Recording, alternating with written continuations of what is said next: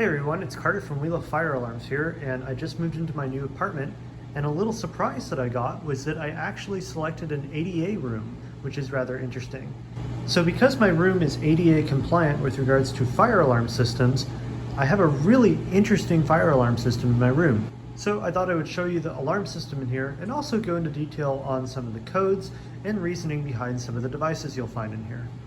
To start off, by the front door, we have this notification appliance. This is a simplex true alert. The system in this apartment is a 4100U system and was installed in 2003. So this was installed right when true alerts were starting to take off, which is kind of interesting. A few more details about the rest of the system. We have simplex true alerts throughout the building, and then simplex true alarm smoke detectors in the hallways and by the elevators, which act as elevator smokes. And then in the rooms that are not ADA compliant, we have Gentex GX93 mini horns in white. Mini horns were the standard for sleeping areas before the implementation of low frequency sounders. The alarm in my apartment has a strobe, and that is because if somebody was living here that was hearing impaired or deaf, they would be able to see if there was a fire. This strobe is 110 candela, which you might think is a little bright for a small living room like this, pardon the flag that fell down, but it actually meets the ADAAG guidelines, which stands for Americans with Disabilities Act Accessibility Guidelines. And it's a separate code of standards that deviates off of NFPA 72. So in addition to the fire alarm system in here having to follow NFPA 72 guidelines, it also has to follow the ADAAG guidelines as well. So this appliance is for the general building, so if there is a fire alarm just in the building in general, this alarm would go off. However, this apartment also has a series of smoke detectors, so if there's a fire in here, it doesn't set off the alarm to the entire building.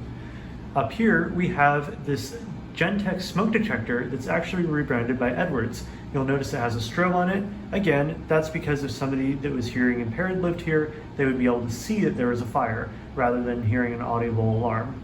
As you can see, the strobe is set to 177 candela, which is also very, very bright. But again, that's compatible with the standard ADAAG, which actually calls for 177 candela strobe on smoke detectors in apartments, which is rather interesting.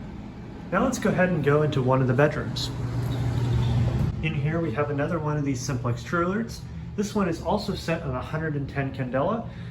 Even though this room is significantly smaller than the living room, the standard is actually to have a minimum of 110 candela in a sleeping area, which is why that's in here. This building was built in 2003, so it is before the emergence of low frequency sounders.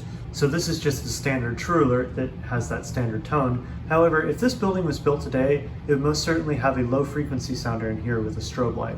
In addition to this appliance, we also have another individual smoke detector in here.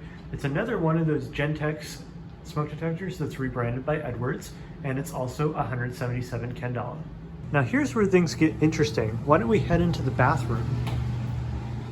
In here, we have a simplex true alert. You would think this would be 15 candela because it's in a small bathroom, but actually the minimum candela rating for ADAAG is actually 75 candela. So this is actually a 75 candela strobe in here, which is rather interesting. And now here's the really weird part. In addition to this notification appliance, we also have an individual smoke detector in here. This is actually a guideline I'm not sure about. I don't know if it's required to have a smoke detector in a bathroom for an ADA room, but here it is. It's another one of these Gentex rebranded by Edwards smoke detectors. I've never seen a smoke detector in the bathroom before, so this was kind of an interesting surprise. And not only do we have one in that bathroom, we have a second bathroom here, and it also has another one of these smoke detectors. Again, really not sure on this one. Definitely in normal circumstances, this would be frowned upon due to the fact that there's a shower in here and the steam could potentially set the detector off and or damage the detector. So I'm not sure exactly why this is in here or if there's some weird standard or loophole that required it to be in here.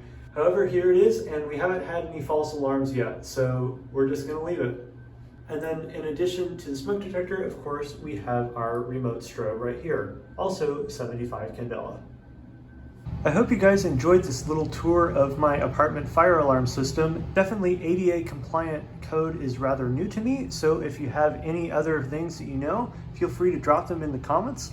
And with that being said, Like the video, leave comments, and of course, subscribe to the channel, and I'll see you guys next time.